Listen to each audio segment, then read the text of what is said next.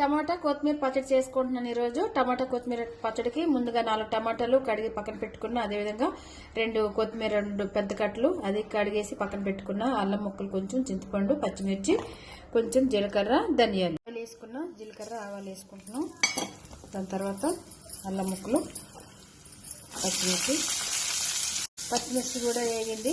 పచ్చిమిర్చి, జీలకర్ర, ధనియాలు అన్నీ వేసాయి కదా. ఇప్పుడైతే కొత్తిమీర వేసుకుందాం. ఇదైతే వేసింది, ఇప్పుడు తీసేద్దాం.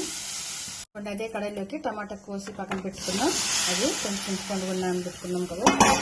కొంచెం చింతపండు అది కూడా వేసి మగ్గించుకుందాం. టమాటా మగ్గిపోయింది. ఇప్పుడైతే పిండి దించేద్దాం. కొంచెం చల్లగా అయ్యాక మిక్సీ పట్టుకుందాం. కొంచెం వెల్లుల్లిపాయలు కొంచెం ఎక్కువగానే వేసుకుంటున్నాను. మనం ఉప్పు వేసుకోలేదు కదా, కొంచెం టేస్ట్కి సరిపడా ఉప్పు మిక్సీ పెట్టాం.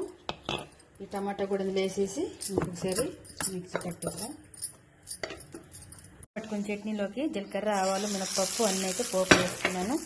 ఎంతో టేస్టీ కొత్తిమీర టమాటా పచ్చడి అయితే రెడీ అయిపోయిందండి. వేడి అన్నం కానీ, దోశకి కానీ, ఇడ్లీకి కానీ, దేనికైనా బాగుంటుంది.